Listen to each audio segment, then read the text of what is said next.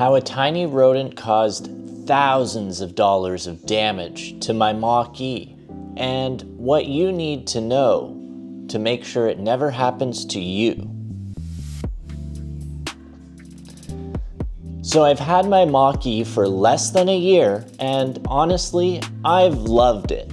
No real issues, just the usual recalls, which we've handled right away at the dealer. Nothing ever actually went wrong with it though.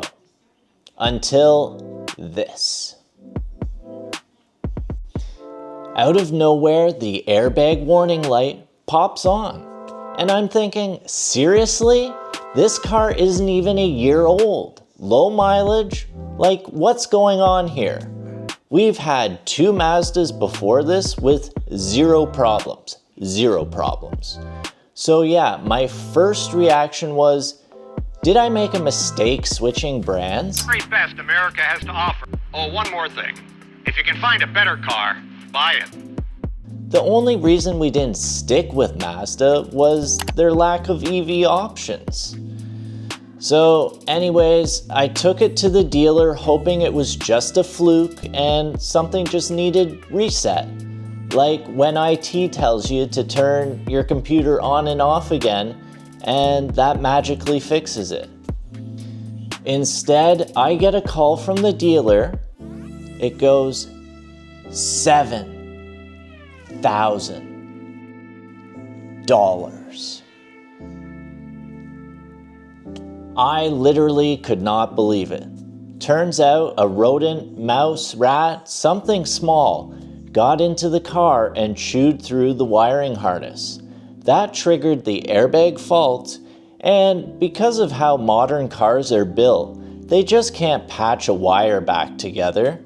They have to replace the entire harness. That means tearing apart the interior, the frunk, basically half the car. And I'll tell you, I have worked on an assembly line. I know how these things are designed to go together, and they go together once in a very specific order. Clips, foam, seals, they don't always go back the same way. So I was concerned they wouldn't be able to put Humpty Dumpty back together again. So the question was, will the car ever feel the same again? That's what I was worried about.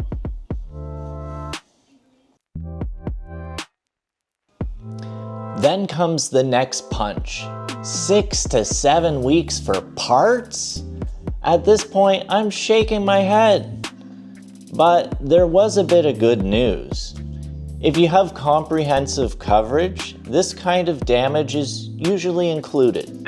Why does my insurance cost so much? Why? You don't ask why.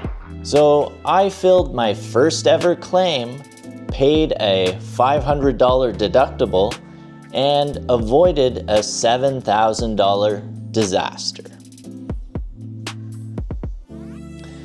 Next step was the rental car.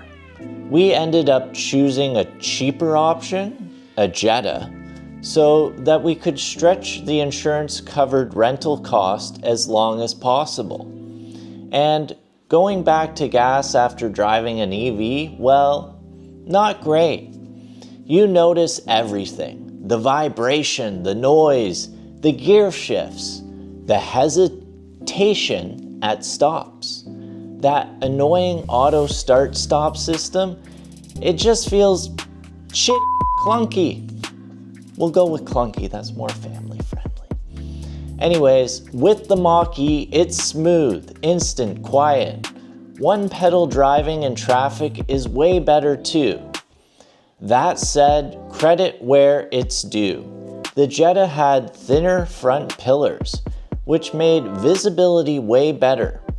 Most cars these days, they have them way too thick. It makes seeing in places with poor sight lines a little tricky. I constantly have to do the lean in and out to see if anything's coming. So point for the Jetta there.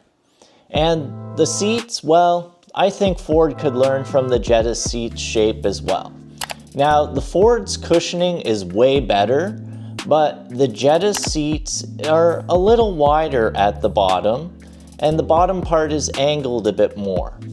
It just makes you feel more planted, and it's honestly better for man spreading. I'm not on public transit, so let my body have its space to be comfortable. So it's not all bad with the Jetta. Now, let's get back to the tail of the issue, the rats.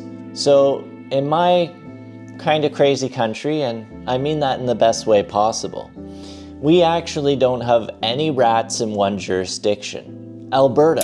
The journey ends here for rats looking to cross the Alberta-Saskatchewan border.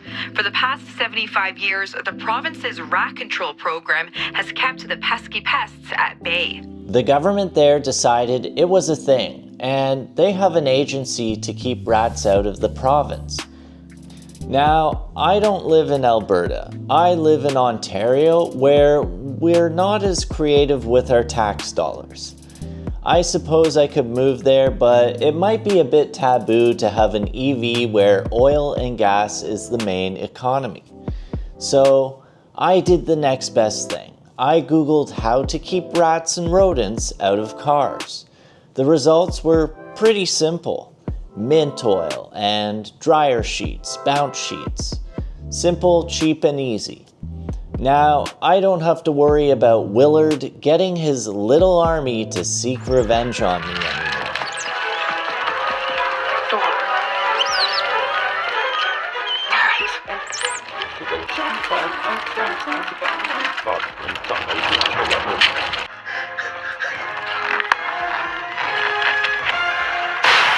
And honestly, I should have done this sooner. We actually had rodents get into our old Mazda before. They didn't destroy any wiring, but they definitely chewed up all the insulation. We used dryer sheets, and that worked back then, so I should have known better. But I just assumed that the Mach-E was sealed well enough that nothing could get in it, unlike a gas vehicle. Clearly, I was wrong. So, some people blame the rodents chewing on wires on the soy-based wire coating for attracting them. Rodents have chewed through this knock sensor wire coating, leaving her with a pricey repair bill denied under her warranty. People are saying it is because they're soy-based. For more than a decade, some car owners have claimed manufacturers are using soy-based or other biodegradable wire coverings as a more eco-friendly alternative. They believe that material is attracting rodents, a claim Hyundai outright denies. Multiple lawsuits have been filed in the U.S. against not just Hyundai, but other manufacturers too. Nearly all have been dismissed. Automakers say that's not true, but honestly, this isn't a new phenomenon. Rodents have been chewing wires for decades. It happened to my father's car in the 90s, way before this soy stuff was used. So it's not a new problem, it's just nature. It's just the nature of the animal. And bad luck, so you gotta prevent it. After about a month, we finally got our car back. The final cost? Just over $2,000, not the original $7,000 estimate. They likely quoted higher in the case they found more damage. The repairs were mostly solid, no major rattles, but I do notice a few small things that aren't quite perfect. So yeah, Humpty Dumpty didn't go back together exactly the same. Now, prevention. Here's what I'm doing. I soak cotton pads with mint oil and place them around the car, the frunk, the trunk, the glove box, even underneath where possible. Then I refresh them every couple of months. It's simple and way cheaper than another repair bill. So if you drive a Mach-E, or honestly any type of car, don't wait for this to happen. It really sucks. So take 10 minutes, grab some mint oil, and protect your car. Because trust me, you don't want to learn this lesson the hard way. It's terrible.